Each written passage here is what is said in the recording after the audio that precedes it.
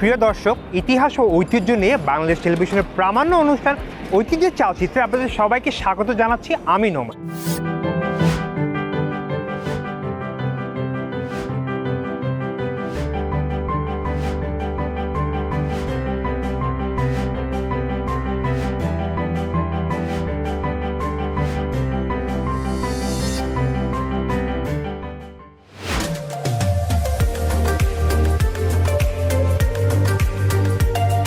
প্রিয় দর্শক, ঐতিহ্যের চালচিত্রে ঐতিহ্যবাহী চমচমের খোঁজে আজ আমরা চলে এসেছি টাঙ্গাইল জেলায়।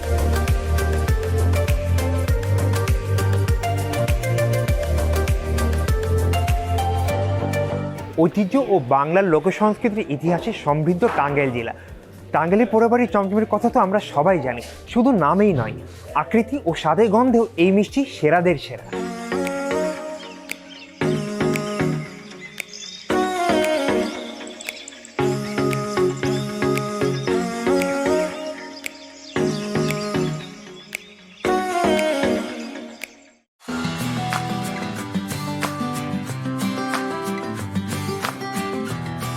পোড়াবাড়ির চমচমের সঙ্গে জড়িয়ে রয়েছে প্রায় 200 বছরের পুরনো ইতিহাস বলছে দশরথ গৌর নামের এক ব্যক্তি ব্রিটিশ শাসনামলে আসাম থেকে টাঙ্গাইলের যমুনা নদীর তীরবর্তী পোড়াবাড়িতে আসেন। তিনি যমুনার পানীয় গরুর খাঁটি দুধ দিয়ে প্রথমে চমচম তৈরি শুরু করেন, পরে সেখানেই মিষ্টির ব্যবসা শুরু করেন তিনি।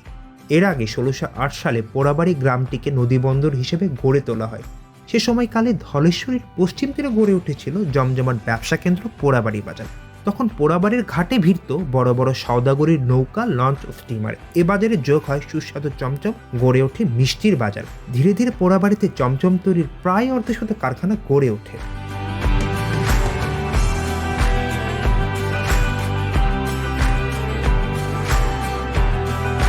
পোড়াবাড়ির চমচমের সঙ্গে জড়িয়ে রয়েছে প্রায় 200 বছরের পুরনো ইতিহাস।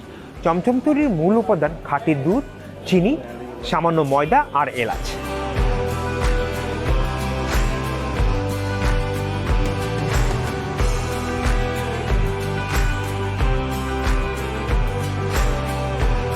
কিন্তু এর আসল কৌশলটি লুকিয়ে আছে এর রান্নায়। হালকা আছে ধীরে ধীরে পাক খাওয়ানো হয়, যাতে এর রং হয় গাঢ় বাদামি আর স্বাদ হয় অতুলনীয়।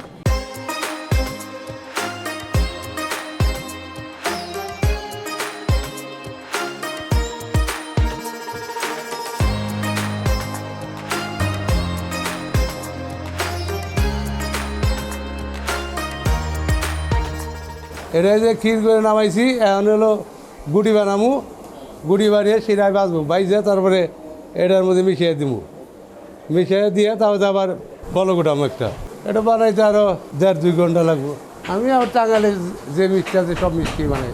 চমচমটা এই যে ছানা কাটছি, এই ছানাটা ঠান্ডা হইলে উঠিয়ে দিব, উঠিয়ে দিয়ে তারপরে ওই যে আবার জড়াইনি, তারপর নামিয়া কিছু একটু ময়দা মিক্স করবো, কেজিতে 50-60 গ্রাম মিক্স করে তারপরে ডলা দিয়া ওটা ছোটো ছোটো করে গুছি কাটো লাগবে, গুছি কাটা তারপরে বানাইতে হইব, বানিয়ে তারপরে শিরার মধ্যে ছাড়তে হবে, 1 ঘন্টা ভাজতে হবে। ভাজতে পরে তারপরে ওটা সিদ্ধ হয়ে যাবো, তখন ওটা আবার শিরা খাওয়াইয়া ভালো করিয়া নামিয়ে দেবো। জাল হলে ওটা এলো কালার হয়ে থাকে একাই। আমার যে টাঙ্গাইলের মিষ্টি কোনো কালার দেওয়া না।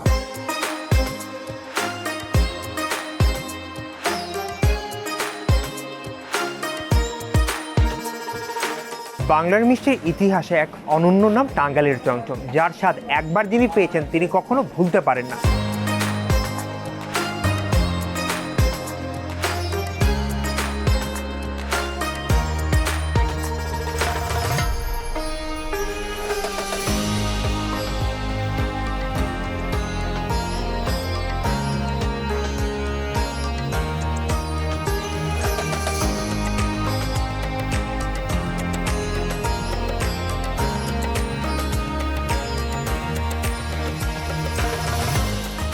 কতক্ষণ নাড়তে হয় এটা?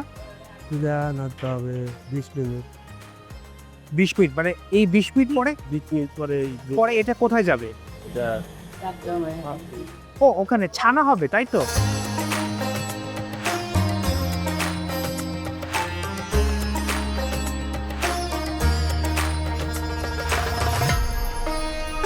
দুঃখের বিষয় হলো চমচমে সেই আসল স্বাদ এখন হারিয়ে যাচ্ছে। অনেকে অভিযোগ করেন খাঁটি দুধের অভাব ও লাভের আশায় কম মানের উপকরণের ব্যবহারের ফলে চমচমের সেই আসল স্বাদ আমরা হারিয়ে ফেলছি।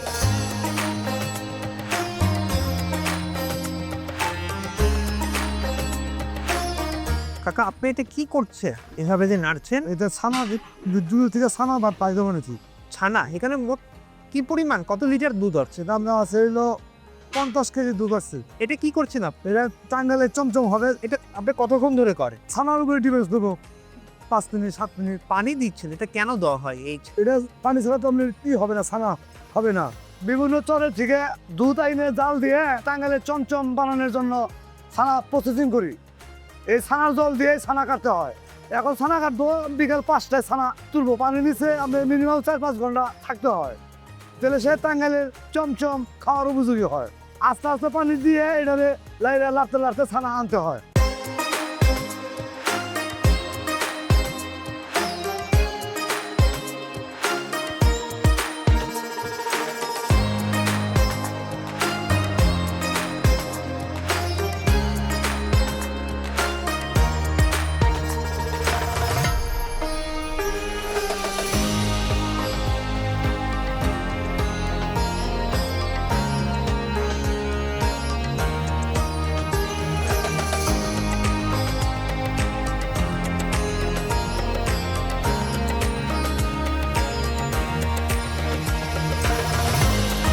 ব্যবসায়ীরা বলছেন কাঁচামালের বাড়তি দাম ও দক্ষ শ্রমিকের অভাবে অনেকেই কম দামে বেশি মুনাফার দিকে ঝুঁকছেন, ফলে আমরাও হারিয়ে ফেলছি আসলে এই ঐতিহ্য।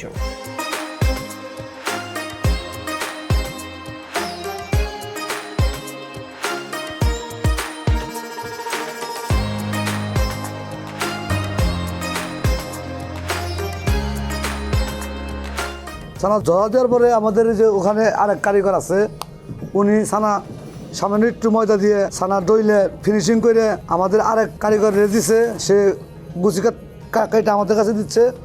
আমরা চমচম বানাবো নিছি, এই চমচম। এখন তো ছানাটা হলো সাদা, মূলত ছানাটা হলো সাদা। এই ছানাটা 40-45 মিনিট চমচমটা ভাজার পরে নাল হবে। নাল হয়ে সেই চমচমটা যাবে গা হলো চমচম রাখার রুম আছে, ওখানে যাবে গা। ওখান থেকে কালকে সকালে আপনার কাস্টমারের জন্য মাওয়া সারা বেড়ে ঠান্ডা হবে, মাওয়া লাগে বিক্রি করা হয়।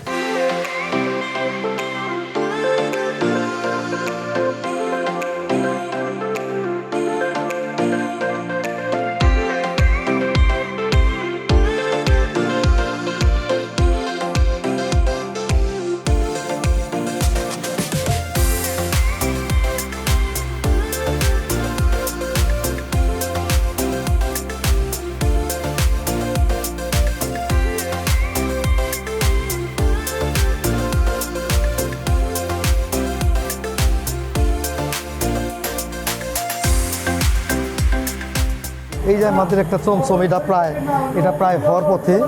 আর এই কালারটা একটু সাদা আছে, কারণ এটা এখনো ওই রকম জালটা হয় নাই, জালটা একটু কম জাল হয়েছে। এটা নেমে গেছে, এটার মধ্যে আবার মানে খোলা ছাড়া হবে। এটা অনেক জাল হয়ে গেছে, আর প্রায় 10 মিনিট পরেই আমরা একদম চমচম হয়ে কালারটা হয়ে যাবে। এটা আমরা নামিয়ে দিব। এটার থেকে ওটা কম ভাজা হয়েছে, একটু কম আছে ভাজা, যার কারণে ওই এখনো সাদা রয়েছে। এই জাল আস্তে আস্তে হইতে যাই আপনার কালারটা হয়ে যাবে। এই যে দেখেন কিভাবে, এই যে ছাড়া হচ্ছে, এটা কাঁচা ছানা। এটাকে যে প্রসেসিং করে এখানে ওই চিনি দিয়ে যে শিরা করা হয়েছে, শিরাটা মধ্যে এই চমচমটা ছাড়া হইলো। এখন আস্তে আস্তে ওরে হিট আরেকটু বাড়িয়ে দিলে ও আস্তে আস্তে খোলাটা উপরের দিকে উঠে পড়বো, ও জাল হইতেই থাকবে। সাইজগুলো এখন এক সাইজেরই সব করা হইতেছে। আর আরেকটু পরে ওই যে বিভিন্ন সাইজের মিষ্টিগুলো তৈরি হবে, যে চমচমটা এর থেকে একটু বড়, যেটা এটা 13 থেকে 14 পিসে 1 কেজি হয়।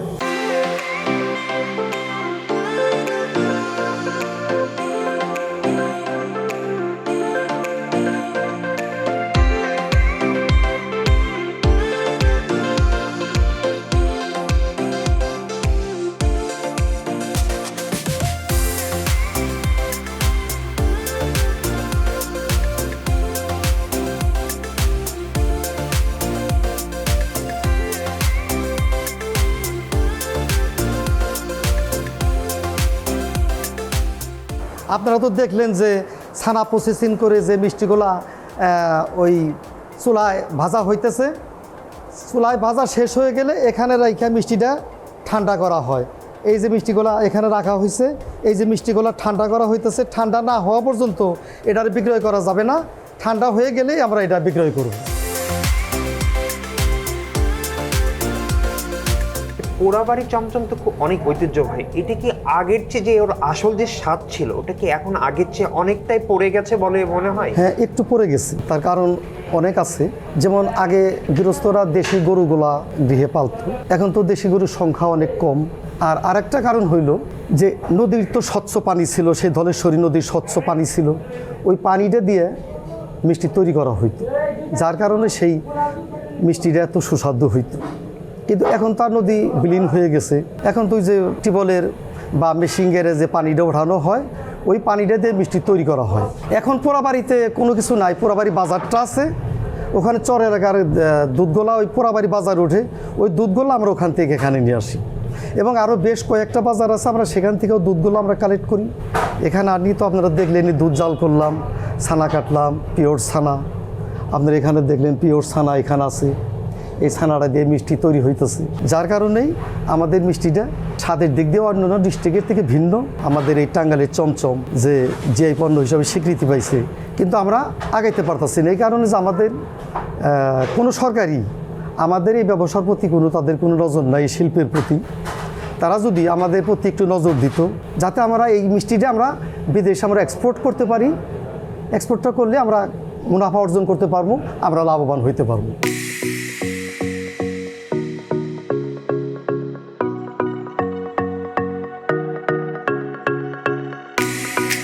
টাঙ্গাইলের পোড়াবাড়ি চমচম পেয়েছে ভৌগোলিক নির্দেশক জিআই স্বীকৃতি। এটি আমাদের জন্য এক গৌরবময় অর্জন, কিন্তু এই ঐতিহ্যকে ধরে রাখতে আমাদেরকেই এগিয়ে আসতে হবে।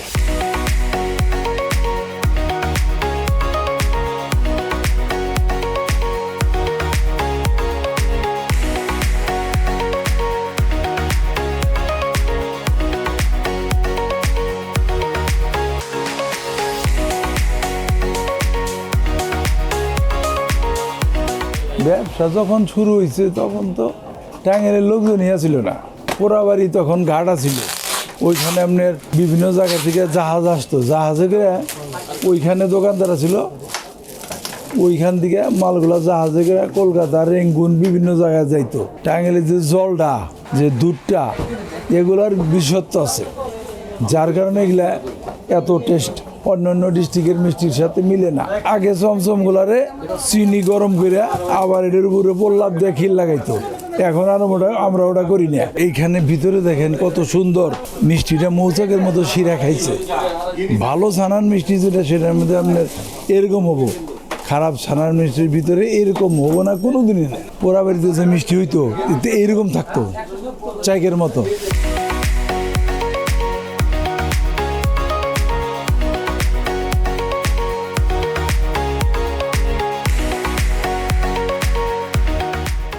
আগে তো এত বেচাকেরি ছিল না, বা এত লোকজন শহরে ছিল না। তো শহরটা ছিল একদম পুরাতন, লোক সংখ্যা কম ছিল, কিন্তু এখন আর কেউ এই ব্যবসা করতে চায় না। অনেক পরিশ্রমী ব্যবসা, লাভ কম। লাভ কম হওয়ার কারণটা হলো বেচাকেরিও কম, চিনির দামটাও বৃদ্ধি, গ্যাসের ইউনিটটা বেড়ে গেছে। স্বাদ তো ডিফারেন্সটা দুধের মধ্যে ডিফারেন্স। আগে তো গরুদের জায়গা তো দেশি গরু দুধ পাওয়া যেত, এখন তো তা না। ম্যাক্সিমামই আপনার হলো ফার্মের দুধ। আর গরুর দেশি গরুর দুধে তো আপনি ক্রিম বেশি, আর ফার্মের গরুর দুধে তো ক্রিম একটু কম, এই জন্য টেস্টটা ওই রকমই। কিন্তু তারপরে আমাদের এই পাশানি বাজারে যেগুলো দোকান দেখেন, সবটি দোকানে আপনার একদম অরিজিনাল প্রোডাক্ট। আপনার কোনো রকমের ঝামেলা নাই। আমাদের দুধ সকালবেলা কিনবে, আপনার শিরারে জাল দিয়ে ছানা কাটবে, চিনি দিয়ে শিরা করবে, কিন্তু কোনো রকম আমাদের এই জায়গায় ঝামেলা নাই। কিন্তু খরচটা বেড়ে গেছে, দামটা ওই রকমভাবে তুলনামূলকভাবে হয় না। আবার দাম বাড়বে, দেখা যায় যে মানুষ নেবে না। সরকার থেকে যদি আপনার মালিকদের একটু লোন দেয়, ব্যবসা করার সুযোগ করে দেয়, তাহলে একটু ভ্যাট ট্যাট কমিয়ে দেয়, তাহলে পরে তো আপনার অন্য হয় ভালো হবে। এই চমচমটা বানানোর পরে ভাজতে হয়, দেখা যায় 2 ঘন্টার মতো ভাজার পরে এরকম বাদামি কালারটা আসে। টাঙ্গাইলে আমাদের 2 ধরনের চমচম আছে, একটা হলো লাল চমচম যেটা বিখ্যাত পোড়াবাড়ির, তারপরে আবার ইদানিং যুগে একটা চমচম আসছে নতুন, ওটা হলো সাদা চমচম তৈরি হয়। আমাদের ঐতিহ্যবাহী চমচমটা মূলত 14 থেকে 15টা কেজি, অনেক সময় 6টা 7টা কেজি, একটাও 1 কেজি ওজনের বালির চমচম, যেটা নেত্রকোনার বিখ্যাত, ওটা আমাদের এখন টাঙ্গাইলেই তৈরি হয়।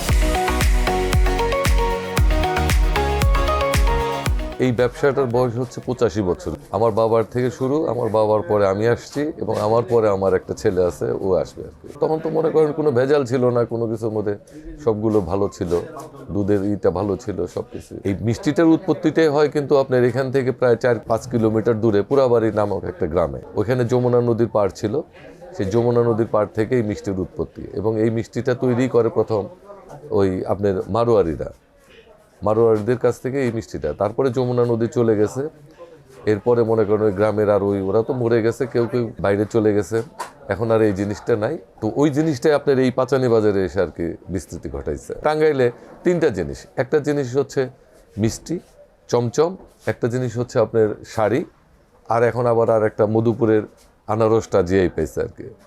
তো এই ব্যাপারে মনে করেন যে আমাদের যদি একটু সুযোগ সুবিধা করে দেওয়া হয়, আমরা এই ঐতিহ্যটাকে ধরে রাখতে পারবো।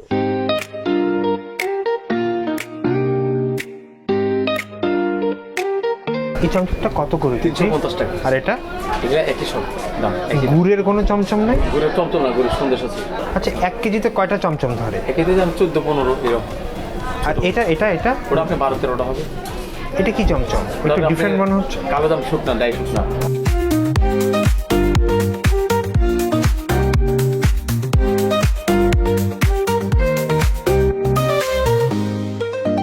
যদি আমরা সবাই খাঁটি চমচম চাই, তাহলে ব্যবসায়ীরা এর মান ধরে রাখতে বাধ্য হবে। তবে এই জন্য প্রয়োজন আমাদের সকলেরই সচেতনতা।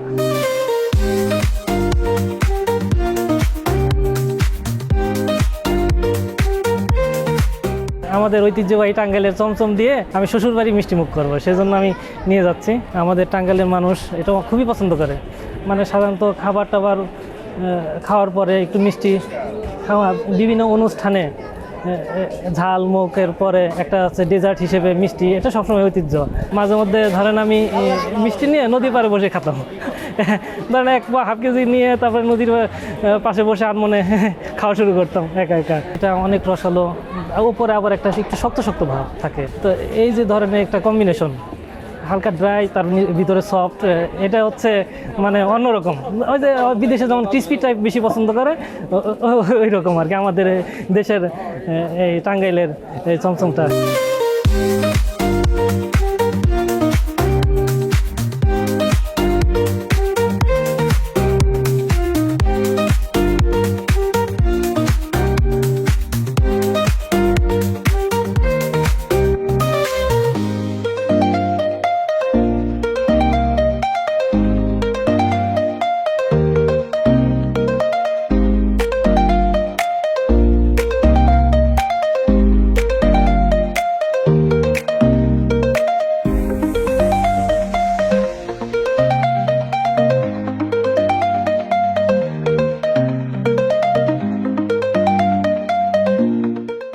চমচম খুব পছন্দ করেন? মোটামুটি করা হয়। প্রায় প্রতিদিনই কি খান এমন কিছু না? প্রায় প্রতিদিন খাই না, বাট বাসায় অনেকে খায়, তো ওই কারণেই আসা আর কি। টাঙ্গাইলের পুরোবাড়ির চমচম তো খুবই বিখ্যাত এবং এটা তো জিআই সনদপ্রাপ্ত। এই সম্বন্ধে আপনি যদি কিছু বলতেন। তো ছোটবেলা থেকেই মিষ্টির সাথে মানে পরিচিত, যদিও আমি মিষ্টি এত বেশি লাইক করি না, বাট মিষ্টির মধ্যে চমচম আর কালোজামটা একটু ভালো লাগে, আর সন্দেশটা। তো আমার কাছে মনে হয় যে টাঙ্গাইলা হিসেবে আমি খুব প্রাউড ফিল করি এটা নিয়ে। আগের সেই আসল স্বাদটা এখন আর পাওয়া যায় না, আসলে কি তাই? আমার কাছে মনে হয় না এমন, আমার কাছে মনে হয় সেমই আছে টেস্ট। আসল চমচম আসলে আমি তো ছোটবেলা থেকে একভাবে টেস্ট করে আসছি, তো আমার কাছে খেলে মনে হয় যে ওটাই চমচম। এখন যারা একদম নিউ, তারা হয়তো বা কারোর কাছ থেকে শুনে আসতে হবে যে টেস্টটা কেমন হবে বা কি। এই চমচমের কোন বৈশিষ্ট্য আপনার মনে হয় সবচেয়ে বেশি মানে আকর্ষণ করবে? দেখতে অ্যাপিয়ারেন্সটা আমার কাছে। আর স্বাদ? স্বাদ তো অনেক বেশি মিষ্টি, যদিও আমি এত বেশি মিষ্টি খাই না, বাট যারা অনেক বেশি মিষ্টি লাভার তাদের কাছে খুবই ভালো লাগবে এটা। বাট আমার কাছে দেখতে খুব ভালো লাগে, সুন্দর লাগে।